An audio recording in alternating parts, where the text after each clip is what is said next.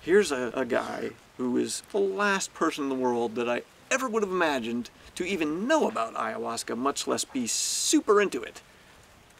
His background is, I mean, he's an incredible guy. His father is Peruvian, so he has Peru in his heritage. But he spent his early adulthood in the Marines. After the Marines, chugging away down in the Wall Street greed machine, making a good living by anybody's standards. But it's an endeavor that fills him with rage. It's useful to him in that setting. He's really good at what he was doing there, as much as he kind of hated who it turned him into. The money world is very enticing.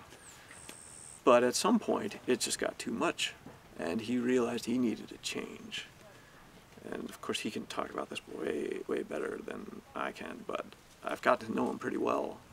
And he is one of the most generous, nicest people you could ever want to meet. And I remember having telephone conversations with him in our early contact, trying to figure out the logistics of what we were going to do. I had his cell phone number. I would call him during business hours, and he'd be like, "Hey, Jonathan, good to talk to you, man. What's going on?" And then he'd be like, "Oh, hold on a second, I have to take this work phone call." He'd pick up his desk phone and start screaming and cursing, and like this whole other human being would just come out, and I would overhear his end of whatever maniacal conversation he was having. And it was like a complete shock to me, because prior to that I had only had contact with the guy he really is. But right, this persona that he has to adopt, someone who can tap into that for a purpose. As much money as he's made for himself, he's made way more for his employers. These are persuasive people. Well, let's face it, it's a definite gift. They're using it for evil instead of good. Even that's not really necessarily true. And of course there are good people in that world. Bob's not alone, but he's one of the few people that I've met from that world who have the courage to reject it, to speak about it with this kind of really objective honesty. And when things were really kind of coming to a head in his personal life, he was like, enough. I'm taking my family, I'm going down to Peru, reconnect with my heritage a bit. He found a shaman, Jose Vargas. Had some San Pedro and ayahuasca experiences, which completely changed him immediately. He met with me basically like only 2 or 3 days after he got back to New York City, so he was still sort of very wide-eyed about it, like this whole world was very new to him. But I was familiar with that kind of life change, from being kind of an angry person to suddenly seeing the world anew and feeling like you've got to share this with people. So I knew exactly where he was coming from, and I totally wanted to help him tell his story. His own story is, to me, incredibly compelling, and it fits with the zeitgeist. Look at what's going on in America right now. Like, the financial meltdown had really just happened. The whole world was in this state of, oh my God, capitalism is failing, what the hell are we gonna do? So here's a guy who, even in the midst of this meltdown, still very successful, living the American dream. Big, beautiful house, swimming pool in the backyard, making tons of money. Like, he has what all Americans are taught to want, but he sees its shortcomings. He knows that it's not serving his happiness or the health of his family. His life is a microcosm of what the entire capitalist world is kind of going through, or maybe needs to go through. What are the options? It's sort of a change or perish situation. I mean, maybe. Not like I actually know, but just it seems intuitively obvious that, I mean, we're watching all of our institutions crumbling around us.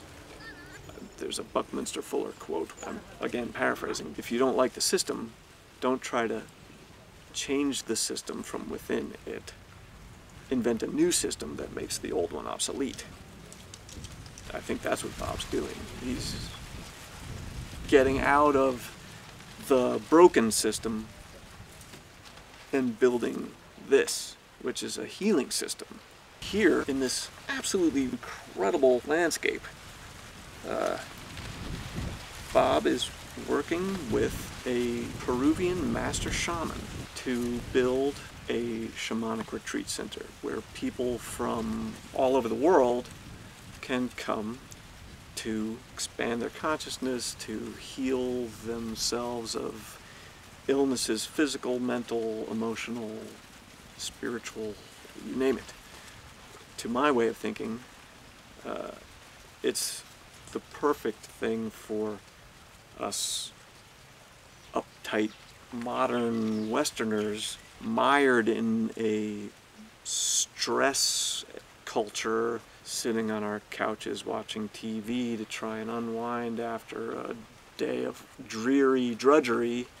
Simply coming here is beneficial immediately. Just getting out of your day-to-day routine, coming to a place where technology is at a minimum, creature comforts currently lacking, but they're being added.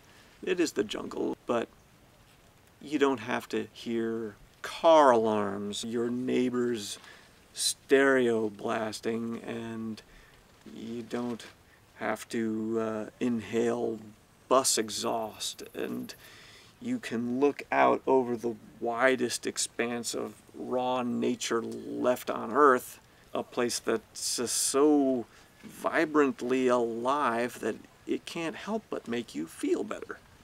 And then in that setting, you take a medicine that has been used by the people who come from here for so long that their knowledge of its use is essentially perfect. I mean, it's so refined, and you do this under the guidance of an absolute expert. He is a descendant of an ancient indigenous culture of South America called the Chavin.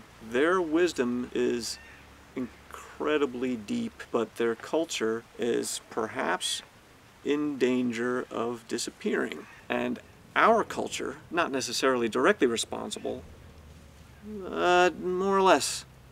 I mean, European colonialism, the conquistadors, and modern America, corporate empires with their absolutely mindless raping of the landscape and natural resources in every part of the globe, are systematically wiping out indigenous populations everywhere, just pushing them out of the lands that they've lived on for who knows how many thousands of years. And we in the first world, with our technology and our ability to build skyscrapers and suspension bridges and airplanes, automatically think that we're the shit. Like, we obviously know best because look what we can do.